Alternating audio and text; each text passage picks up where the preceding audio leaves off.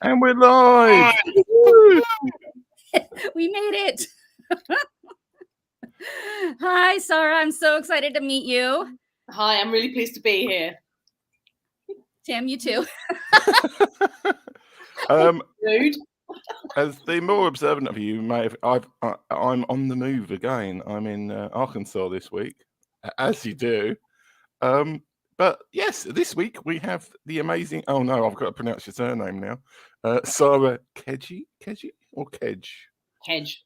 Kedge. I should kedge my bets. Oh dear. We started with the dad jokes early on, right? Yes. Okay. Well. As well, I wouldn't say I'm not neurodiverse. I'm not diagnosed as neurodiverse. This is probably the way it goes because I'm old. Can you just start off by saying, like, what is neurodiversity to somebody who's like, what is this long word? What does that mean? Okay, so it's the language that that we give people who are not neurotypical. Yeah. That's exactly the thing. So neurodiversity is the piece of language that we use to describe the full variety of how people process information, how people engage with other people. And there are a set of labels that and identities that sit within neurodiversity. And they identify those people who sit slightly at the further ends of the spectrum of the natural makeup of people's processing. Okay, so people who would describe themselves as neurodivergent would generally identify themselves with one of 6 labels or identities. So that would either be ADHD, autism spectrum, one of the dys families, so dyslexia, dyscalculia, dysphasia, dyspraxia, tic disorders or Tourette's, and acquired neurodivergence. So that's the group of identities that come under neurodiversity. And I love how when Tim said he's too old to be to be diagnosed. I saw your face, Sara. What did you have to say for that? Well, you know what? It's one of those things. So we've only just really neurodiversity has been a thing since I've always been humans. Yeah. But the medical awareness and the scholarly awareness and the workplace awareness of neurodiversity is only just started ramping up really since the 1990s. So people of my age, I'm 44, there are a lot of us that are coming to understanding our neurodivergence later in life because we weren't recognised when we were young people. Mm-hmm. And part of that is because not everybody displays the traits of neurodivergence in the same way as you would for an ADHD. If you say ADHD, you think of a small boy bouncing off the walls, not being able to pay attention. That's not me. I'm ADHD and I'm dyspraxic. So I didn't behave like that when I was a kid. That doesn't mean I'm not ADHD. It just means that I wasn't picked up because the behaviors that I exhibited weren't atypical. So there are a lot of people that are just coming later in life going, hang on a second, my brain works in slightly different ways. And for a lot of it, there's a large TikTok community and YouTube community where people can actually go and explore this stuff. So people are coming to the awareness about their neurodivergence later in life. Mm-hmm. So just because you weren't diagnosed as a kid, Tim, doesn't mean you're one of us. Well, yeah, sometimes I wonder. I mean, but it's to say, you're right. It wasn't a thing in the 70s and 80s. Like, it wasn't, unless people were severely affected by it.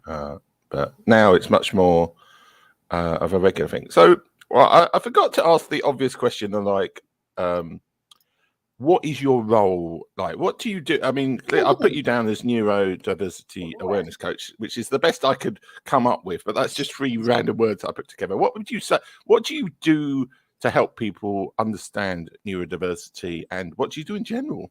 Okay, so I do a bunch of things. Hey, I'm ADHD, of course I do. So I have an online community called How To, HOW, number 2, Entrepreneuro, How to Entrepreneuro. And it's a neurodiverse only space for people who are neurodivergent and run their own businesses. And it's a community of support, engagement. We help people set up their own businesses. We provide group coaching services so that people can sort of ask other neurodivergent people, how did you get over this problem? So that's a free community that we run. And I also I've got a partnership for a company called Neurodiverse.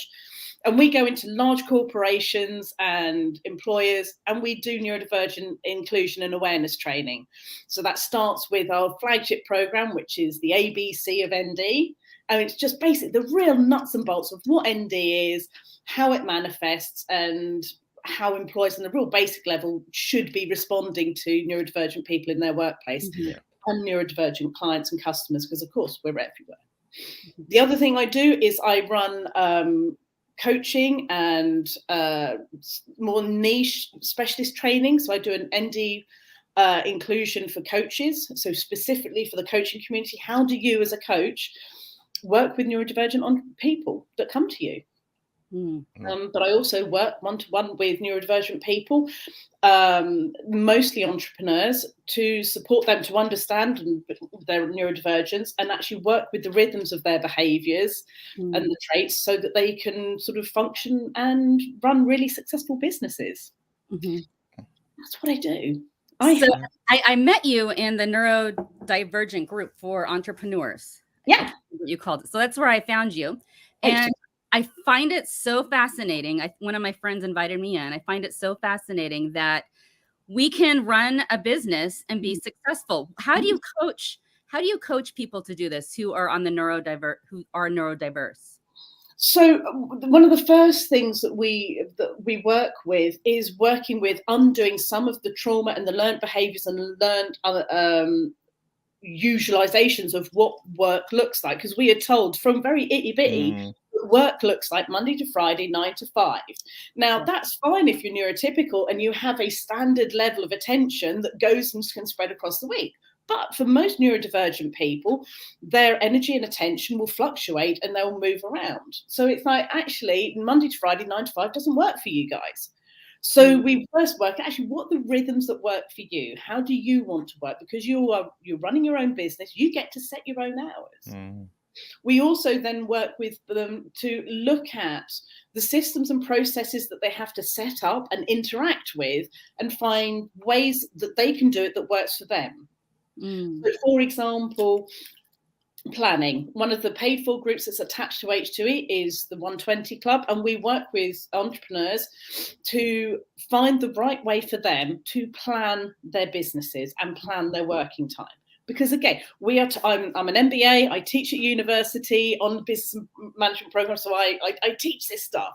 And what we generally teach at university level is that you plan in a neurotypical way, which is set yourself a goal, you set yourself measurable targets along the way, and you do this linear thing. But for an ADHD brain, shit, that's boring. You're going to be going left, right, centre, and all over the place. Right? So the normal way, the received wisdom on how we're told to plan our lives and plan our business doesn't work for neurodivergent entrepreneurs. So we work with these entrepreneurs to find out what works for them. And one of the people we have in the group has created a city, which is their business plan. And they visit each of the buildings in their city on a regular basis. That works for them. Oh, my word. Yeah. We have somebody else who has a sausage factory. And every cycle they create their sausage factory, and they have sausages that they munch on. We have other people that will use Post-it notes. I've had clients that have created bingo. Okay. So we're still using the plan of actually you do need to do something. You still need to sell something. You still need to have clients. You still need to deliver what you promise. But how you go about that is up for your own creation. And that's what we do, is we work with people to find the way that works for them, so that they can then sell the thing and bring it to the world and get clients that come in, love their stuff, and then go off with the thing that they've sold. Okay, I want to ask you the question. I've asked a couple people this, but does every business need to have several neurodiverse people on their team because of the out-of-the-box thinking? What is the benefit to having people like us on their team?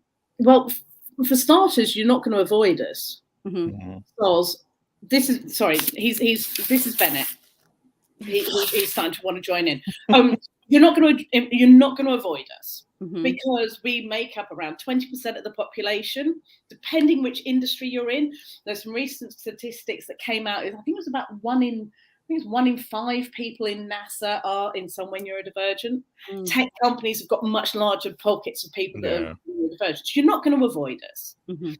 But but as much as there are things that challenge us with neurodivergence, such as processing information, coordinating ourselves, working in a linear way, managing energy levels, those are things that challenge. What you get with neurodivergent people are these things that we can do far better than other people. So, for example, if I am in a hyperfocus, if my ADHD is on something, I will be able to hyperfocus on it and do an enormous amount of work in a really short space of time. Mhm. Companies such as Hewlett-Packard are currently advertising and actively recruiting dyslexic people and people with dyscalculia because of their divergent and creative thinking patterns. Mm-hmm. They think outside of, as you say, Crystal, they think outside of the box. We don't think around the normal things. Mm-hmm. Other companies, Google, are doing some work around making their workplaces autistic, inclusive and autistic friendly, because again, the autistic brain and the way people with autistic people process, they have massive attention to detail. They have a real ability to recognize patterns that a neurotypical person just wouldn't be able to have. So as much as some of the stuff that challenges us, we bring with us a whole bunch of stuff that we can do better than any other people. Mm-hmm. Does that make sense? Oh, 1,000%. Yes. So I'm going to ask you a question. Let's say tomorrow, for reasons unknown, some alien overlord comes down and says, "We want Sara to run the world for a year." What kind of things would you introduce to make the world more friendly and more positive towards neurodiverse people, or just in general? Like, if you want, what would you do to change the world? I think one of the things that we try and do within the training is to start people on the journey of understanding their privilege. Yeah. So privilege are those inherent things that we have and are given to us that give us power. That means that we are able to do things that other people can't. Yeah. Mm-hmm. And because we have, for example, I am a white person. I speak English as my first language. Yeah. I have a British passport. So that gives me privilege that people who are people of colour, people who've got physical disabilities don't even have to think about. Mm. So one of the things we try and do is we start to unpick, actually, what's the privilege that you hold? And what blind spots does that give you? And how can you use that privilege to support people who've got things that are more difficult for them, or that because the way we structure systems and society makes it more difficult for people? So that's one of the things we really do start talking about, is talking about privilege and how that operates. We also start, so that's one of the things I'd really like to do, is to sort of widen the awareness of privilege and how we can use that to our allyship. The other thing I'd really like to do is to broaden our understanding that just because I'm neurodivergent, I also have other identities that intersect with that. The concept of intersectionality. And every time I add a new intersection in there, so I'm a cis woman. So although I've got some privilege because I'm not trans or non-binary, actually as a cis woman, there are some challenges in society. Intersect that with my neurodivergence, we've got a bigger problem. I'm also a queer woman, so I've got this thing. So actually my experience of the world is shaped by this. Mm-hmm. And it would be really wonderful to sort of broaden people's understanding that people aren't just neurodivergent. Yeah. Bye-bye, Bennett. People aren't just one thing. And it's the same when you come to neurodivergence, because although we have these identities for neurodivergence, essentially what they are collections of traits. And the majority of neurodivergent people don't just fit into this neat little autistic box or this neat little ADHD box. We have intersecting identities. So I think for me, that's one of the things that we really want to, when I'm training, it's sort of bringing that to people to actually recognize that although you're working with neurodivergence, it's working with that individual as they present themselves and actually creating a really human and person-centered response to that. Does that make sense? Have I gone all academic riffly on you? Yeah, you didn't really say anything much, but it's like, I knew what you're trying to get to, though. I I love it because we are not just our label, we're a collective of traits. And I think a lot of times as neurodiverse people, we found ways to kind of live within society or within school, or we've created ways to think outside the box. And we might come across as really quirky. Like before the show started, I didn't hear what you said or what Tim said. That is common to me because I don't process like other people. And so I come across as super quirky because I think someone said something else, not realizing it's actually a processing disorder. I actually have a processing disorder. If I'm not looking directly at someone, I miss probably what they said. So that's super common. It makes us really fun, but there's more happening there. Flash frustrating, I think. And I think I want to pick up one of the things you said around we sort of we find ways of coping.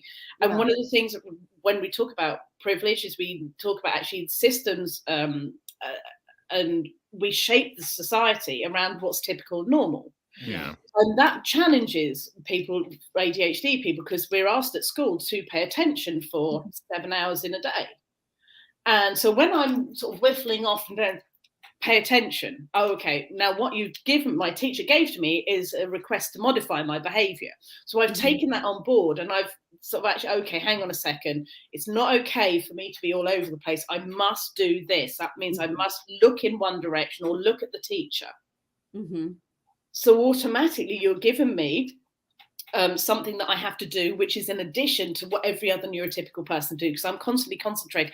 Am I paying attention in the right way, in the right amount? So I'm concentrating on that stuff. And we pick up these requests to modify throughout our lives. And sometimes that creates masks, which we, for example, there's some, one of the common things for neurodiverse people is, for some neurodiverse identities, is that not being able to think on the fly around what things to say. So if they go into a social situation, some of my autistic friends will spend hours thinking about, okay, who am I going to bump into? What do they like? What can I talk to? And they plan conversations. That's not something a neurotypical person will even think of having to do. But in order to appear as being normal and like everybody else, they do all of this additional emotional, intellectual, and physical heavy lifting to appear normal. So that's that stuff that sort of then creates overwhelm, because we're doing more work than you. Yeah. Always. Yeah. It can be exhausting. Yeah. Well, I've got like 2 minutes and my voice is already disintegrated. But what are some common things that somebody neurodiverse might do that somebody neurotypical who's not aware of neurodiversity might misinterpret as something bad? I mean, is there kind of like somebody, like, what kind of so if like somebody's, are there instances where neurotypical can misinterpret what somebody neurodiverse does in a bad way, so to speak, and it's not intentional, it's just the nature? No, there is no. And this is one of the things my sister says about me to people that don't know me very well, is that Sara will say and do things that might seem rude, but there's never any intent in that. It's just, so I'm famous for leaving parties or events, because when I've got to social, when I've had my fill, I've had my social overwhelm, I'm an auditory overwhelm, I've had enough, and I leave parties, and I just leave, because I've at a point where, do you know, I've had enough now, and I'm just no. If I go and tell the host of the party, do you know, I'm leaving, I then have to deal with and manage their emotional stuff, because they will give it to you. Oh, why are you leaving? It's so soon. And then I have to then manage their expectations. Oh, you haven't yet met. We haven't cut the cake yet. We haven't done this yet. I then have to, at a point where I'm overwhelmed, you're then asking me to do even more work. So I can sneak out. And that's it. But that's me. And I know that's common along and many neurodivergent people, but not all of us. Anyway, I'm aware it's 20 past. Yeah, I have to go. Thank you. This is my This is the interview with all the She's very good. She knows to tell us. I have to go. It's 7:20. So nice to meet you. Stay in touch. See you soon, Tim. Bye-bye. So, All right, give me a chance. Oh, change. Give me a chance to change the thing. we can have another 5 minutes if that works. Yeah. Well, I was just going to say, like, give people, how can they find out about you? They've seen you on this show and they think, my God, I want to work with this woman. Yeah. How do they do that? Okay. How can they find out about you? So you can go, my LinkedIn is probably my most up-to-date place. So you can go onto my LinkedIn, which is LinkedIn. I'm Sara Kedge MBA on there. You can have a look at my website. It needs completely blowing up and starting again. So I warn you, go to sarakedge.com. It's not pretty. You can book in. You can go to bookme.name/Sara Kedge, and you can book in for a coffee date and we can have a conversation. Or you can come into the How to Entrepreneur group. Or you can find me on Facebook and chat me. I add most people onto Facebook. Or hang around outside all these parties and grab you. Well, yes, no, it's probably not the best time. No, you're probably overwhelmed then, aren't you? So it's like... Yeah. So if people want to talk to me about entrepreneurship, if they want to bring me into their company and have some training, drop me a message on LinkedIn or Facebook, and we can have a conversation. And that's probably the best way to get hold of me. Well, thanks. Yeah. Thanks so much for being on the show. And if you've watched any previous shows, I'm sure you probably haven't, but I always have a trouble with the end of the shows. It's like my kind of like, how do I end the show? But I'm just going to say thank you so much for being the guest today. And if you want me to come back and talk for longer, it'll be a pleasure. Oh yeah, well, maybe we'll do that. And thanks to the person who's watching, who's been very quiet. And I can see at the top there's the person who's been watching.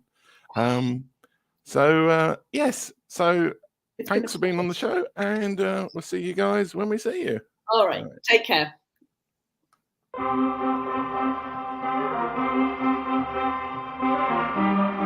This is terrifying for me. I've made more money in the last 3 years than I did in the previous 7. Cliche shit, you know.